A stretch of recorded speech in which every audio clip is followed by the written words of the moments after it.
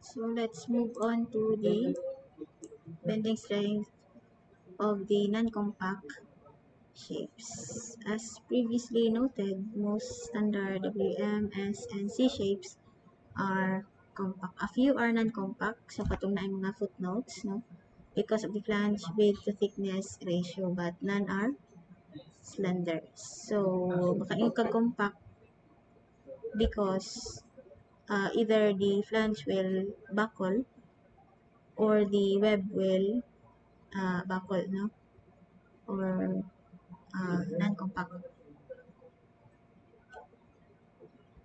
So, in general, a non-compact beam may fail, no? Either they, as I've said, the flange may fail or the web will fail by lateral torsional buckling, flange local buckling, no? Or web local buckling. So, that is for the non-compact beam shape.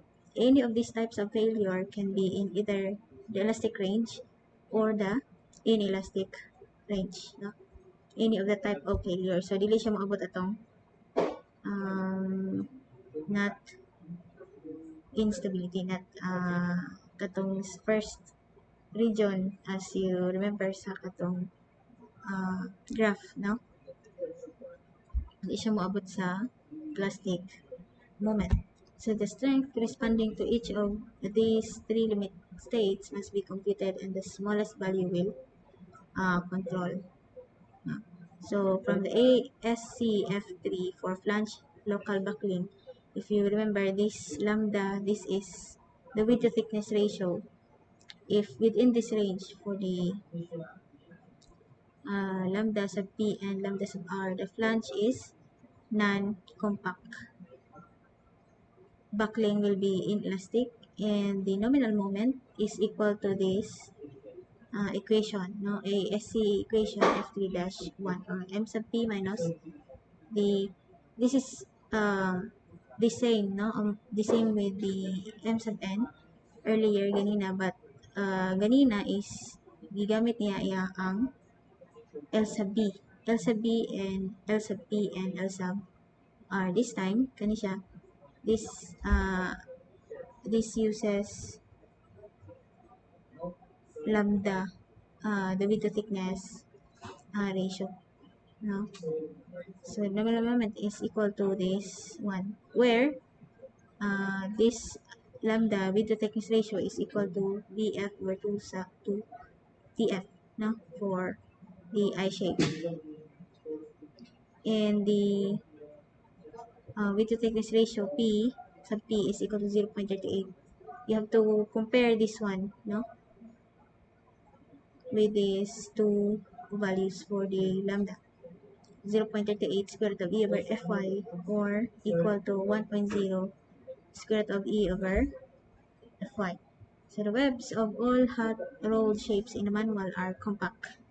So the non-compact shapes are subject only to the limit states of the lateral torsional buckling and flange local buckling, especially when webs of all hot rolled shapes, that is Fy is less than or equal to 65 KSI, meaning the web is compact, but the flange, no, are subject to the lateral torsional buckling or flange local buckling because flange is non-compact. Built up welded shapes, however, can have non-compact or slender webs as well as non-compact or slender flanges. These cases are covered in the AISC sections F4 and F5. Built-up shapes, including plate girders, are covered in Chapter 10 of this textbook. So this is for the bending strength for the non-compact shapes. First is you have to get for the width to thickness ratio, that is the lambda, and compare this one lambda sub P and lambda sub R. Then get for the nominal moment using this formula, no? So we have this example, no?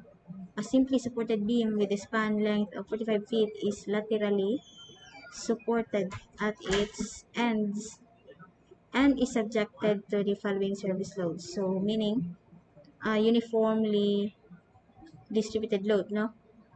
Along the whole length of the beam, no? We have dead load 400 pounds per feet, including the weight of the beam, and live load 1,000 pounds per foot. And Fy is 50 ksi. Is this W14 by 90 adequate? No? So this problem wants to confirm, no, if this W14 by 90 is adequate. So first is we have to determine if the shape is compact, non-compact, or slender. So to begin with, we have this lambda equal to the width over 2TF for W shape. This is equal to, this can be seen, the BF and TF can be found in the table properties, that is table 1-1. So, pangitaon lang ninyo itong W14 by 90. We can find the value of the BF and TF. So, the value for the lambda is 10.2. Then, compare this one with the lambda sub P and lambda sub R. No? Lambda sub P is equal to 0.38 square root of V over Fy. That is 9.51. And lambda sub R is 1.0 square root of E over Fy. So 24.1. Notice that the value of the lambda is between this 9.15 and 24.1, meaning the shape is non-compact, di ba? And check the capacity based on the limit state of the flange local buckling. So we'll check the capacity based on the flange local buckling, no? Then we have to find the nominal moment, no? Find the nominal moment. First is find the value of your plastic moment M sub P. The M sub P is given as Fy times the plastic section modulus Z sub X, no? Kaning Z sub X, this can be found in the table.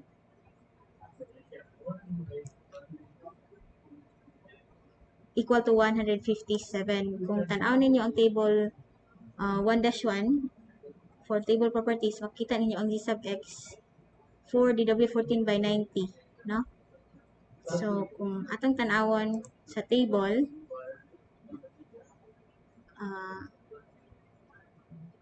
okay, kini na W14 by 90, ba dire? Yes, this one is 157. Pwede po makita nimo gihapon siya sa table 1-1 ang C sub X, C sub X, as we discussed the earlier problems, previous problems, no? C sub X can be found in table, can also be found in table 1-1. So the value for the Z sub X is 157 times the Fy. So plastic moment is 7,850 kilopounds, inches kilo pounds. So the nominal moment is using the formula M sub P minus M sub P, this one. Substituting the values, we have M sub P equal to this value minus M sub P minus 0.7 times the yield strength times the elastic section modulus. This elastic section modulus can also be found in the table manual 1-1. Tanaw ninyo. Let us see kung yes, sub X, that is sub X, no? Yeah, we discussed that one gapon, di ba? Equal to, yes, this one. For example, this W, the beam is, or the section is W14 by 90. Try to find W14 by 90. Okay. Okay, this is 12, W14 by 90. So S sub X is in the second table, this one, 143. No? This one, 143. And the computed lambda, ganina, 10.2 minus this computed lambda sub P and lambda sub R. So the value for your nominal moment in terms of inches kilopounds is this one divided by 12. This will become 637.5 feet kilopounds. Then check the capacity based on limit state lateral torsion buckling from the G sub x table. Actually, this value, kanisha, you can compute this one using the formula, no? The value for the L sub P and L sub R. But this can also be found in the table lateral torsional buckling from table Z sub x. So, nani siya sa table manual that is table 3-2. I think in the page 215. So, table 3-2. And we'll try to find the W14 by, so siya nga, W14 by 90, no? Because, yes, W14 by 90, tanaw na to ang value sa L sub P and L sub R, no? So, W14 by 90, where is that? W14 by, this one. W14 by 90, the value of L sub P and L sub R is 14 point, for L sub P, this is the limit for the plastic length, no? And this is the limit for the elastic. For the L sub P, 15.1 and L sub R is 42.5. So this one, no? From the table. This is from the table, no? Table, asa to? W-shaped table 3-2, no? This is table, from the table 3-2. Table Z sub X table. So notice that the given value for the unbraced length, no, according to problem, is 45 feet, which is greater than the L sub R. Greater than L sub R, meaning this is in the elastic region, no? Failure is by elastic lateral torsion buckling, no? And from part 1 of the manual, this is also from the table I think 1-1, you can find these values for W14 by 90. So if you try to look at the value for that, is, ito, no?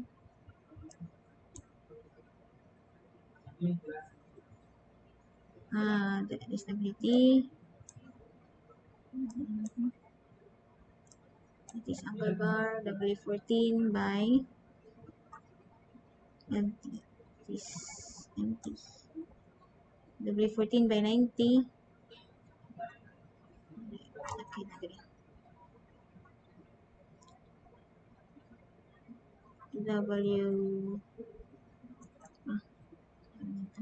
W14 by 90, nasa ubos, no? This one, 90. The value of your I sub Y is 362 inch square. This one, 362. Value of R sub TS is 4.1. The value for your H sub O is 13.3. And the value of your J, the torsion factor J, no, is 4.06. 4.06.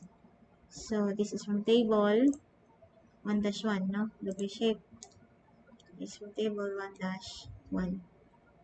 So, and the value of C sub B, because, yeah, meaning, since this is in elastic region, no? The shape in the elastic, the failure is in elastic, no? Wala pa siya kabot sa yield stress. Ni buckle na siya, no? Ni fail na siya. So, we have to use the value of your FCR, the critical buckling stress. But remember, as the previous video, and for uniformly loaded, simply supported beam with lateral support at the ends, no? Remember, C sub B is equal to 1.14, diba? This is for the various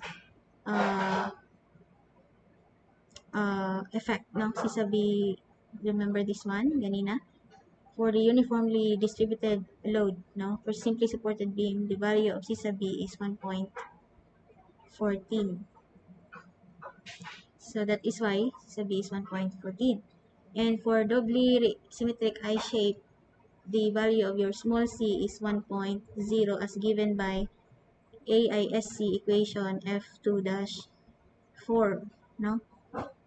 I mean, the AISC equation F2-4 gives the value of your critical buckling stress, which is imong gamiton, no, to get for the uh, value of your nominal moment. So your FCR is equal to this formula, C sub B pi squared E over L sub B, which is the some of the values no, can be found in the table, no, ganina sa this one can be substituted to this formula, your critical buckling stress. So substitute these values, no, kini siya.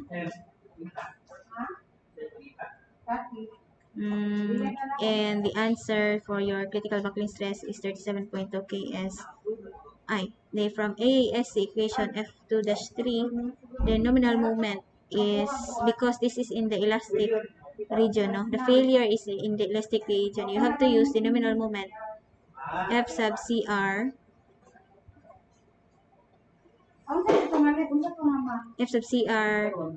times the elastic section modulus.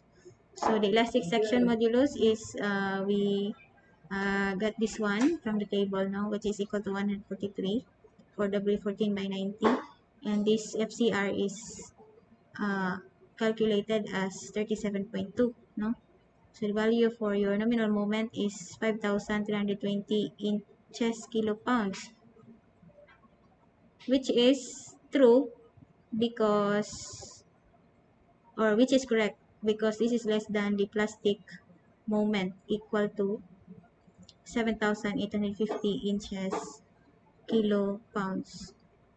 So this is smaller than the nominal strength based on the flange local buckling. So the lateral torsional buckling controls, no? But this is just the nominal moment, no? We have to check whether this shape W14 by 90 is adequate to carry the applied loads, this dead load and the live load, no, given the problem, which is equal to 400 pounds per foot and 1,000 pounds per foot. So tanaw na to siya. We already computed the nominal moment, no? And to get the design strength, this should be multiplied by the resistance factor equal to, for the LRFD solution, equal to 0.9. No? So the answer is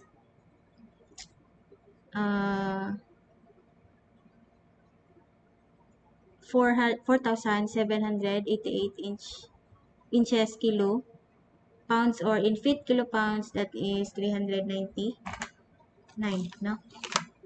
This is the design strength, meaning dili siya mulapas ani nga design strength, no? Using the applied loads given the problem, calculating the factored load, no, and moment, dapat dili siya mulapas aning design strength. So factored load and moment are